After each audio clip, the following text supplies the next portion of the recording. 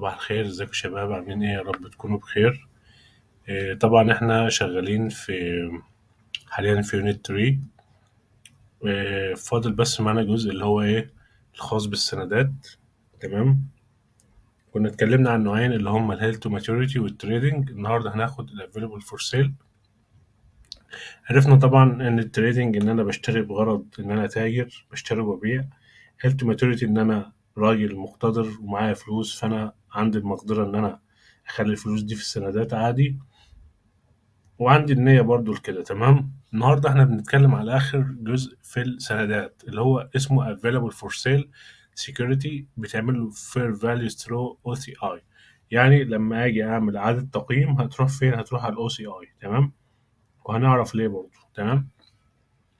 طيب بيقول لك إن ال securities that are not classified as held to maturity or trading are considered available for sale.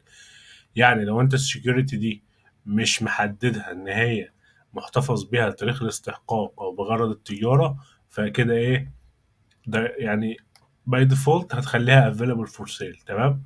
طيب the initial acquisition is recorded at cost. يعني لما انت جيت عملت استثمار دي او دفعت الفلوس في السندات، هتيجي تسجلها بايه؟ بالكوست.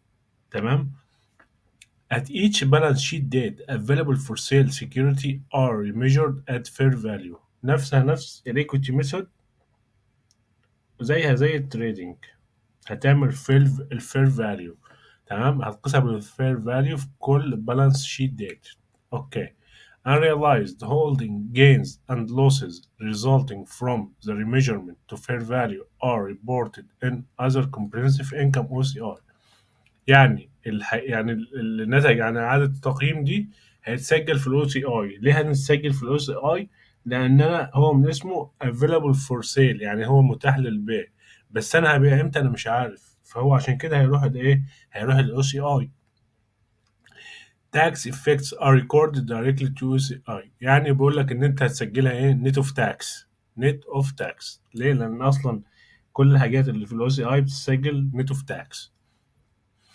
Amortization of any discount premium is reported in available for sale securities or an allowance and to interest income. دي طبعا الحتة دي أنا قلت لكم هناخدها بالتفصيل في البونز. لسه عنوانها هيجي بيتكلم عن خصم علاوة الإصدار.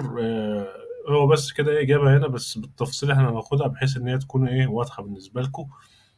Receipt of cash dividend is recorded as dividend income. يعني لو انت خدت توزيعات هتسجلها ايه؟ هتسجلها في الانكم ستيتمنت على طول as dividend income. All or part of unrealized gains and losses for an available for sale security designated and qualifying as the hedged item in fair value hedge are recognized in earning. بيقول لك ايه؟ بيقول لك يعني ان انت في يعني الحيطة والحذر. بيقول لك ان انت ايه؟ يعني لو انت مثلا اكزامبل، لو هتشتري السندات دي، هتروح تشتري في حاجات عكس بعض. يعني مثلا تشتري في شركة مثلا زي فودافون، وتشتري في مجال تاني. ده ايه؟ كنوع من الحيطة والحذر يعني. ده اللي بتكلم لك عليه، ان انت تكون واضح وتكون ايه؟ محدد انت هتشتري ايه، بس تاخد في حسبانك ان انت تكون عامل موضوع ايه؟ الهيدجينج. طيب دلوقتي احنا كنا بنتكلم على الكاتيجوري الأخيرة اللي هي اسمها available for sale. طريقة البرزنتيشن في البالانس شيت current or non current. ليه current or non current؟ لأن هي أنا مش عارف نفسي أبيعها إمتى، فهي ممكن تكون لسه غير متداولة، بنقيمها على أساس الفير فاليو. equity section unrealized holding gain and losses reported in accumulated other comprehensive income. يعني زي ما قلنا لما أنا بعمل إعادة تقييم للavailable for sale بسجلها في ال OCI، الدخل الشامل. income statement ده اللي هيظهر فيها realized gains and losses، يعني الأرباح المحققة. interest income ده اللي هو أنا خدته من يعني طريق بقى السندات، لأن أنا لما دفعت فلوس في السندات أكيد هاخد هاخد فايدة. تمام. اللي بقى هيظهر في الستيتمنت اوف comprehensive income unrealized holding gains and losses، دي اللي هي ناتجة من دي. طبعا هو ظهرها بس في ال available for sale، لأن هي بتكون عن طريق ال OCI. الستيتمنت اوف كاش فلوز طبعا دي هتكون ايه؟ بالشير اند سيل ار انفستنج اكتيفيتي، كلهم هيكونوا تحت الانفستنج. اوكي. طيب بكده احنا نكون خلصنا debt securities، وخلصنا طريقة بقى لو انت ليك ملكية في الشركة. الديت سكيورتيز اتكلمنا عن ان انت راجل كريديتور ريليشن شيب.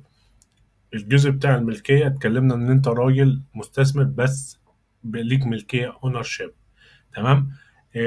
ناخد بما ان احنا خلصنا، فهناخد كده يعني ريفيجن سريعة عن الايكوتي ميثود، او سوري، اول حاجة كانت الايكوتي سكيورتيز. الايكوتي سكيورتيز قلت ان انا بعمل ايه فيها؟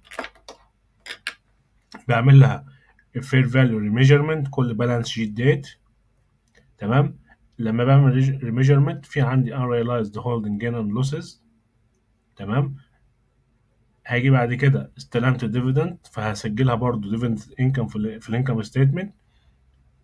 طبعا دي نسبتها بتكون من 0 ل 20%. تمام.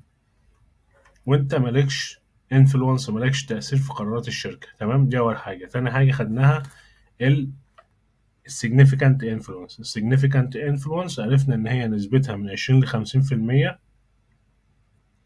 انت راجل ليك تأثير على قرارات الشركة، تستعمل طريقة الايكوتي ميثود. لما اجي اعمل ابلكيشن للايكوتي ميثود قلت هطبقها ازاي. اول حاجة الحساب ده بتاع الانفستمنت بيزيد او بيقل حسب نسبتك في الارباح او الخسائر للشركة اللي انت مستثمر فيها. يعني لو انت say 30% ownership، فانت هتروح تضرب الربح او الخساره بتاعت الشركه اللي انت مستثمر فيها الانفستي، وتسجل بما انه ربح او خساره هيزود او يقلل لك حساب الانفستمنت. تمام. طيب لو انت عندك ديفيدند ده مش هيتسجل فين؟ ملوش تاثير على الانكم ستيتمنت، لان انت اوريدي كنت واخد نسبتك من الربح. فانت لما يجي تعمل ديفيدند هتقول من حساب الكاش لحساب انفستمنت ان سي مثلا اسم الشركه. اوكي كده.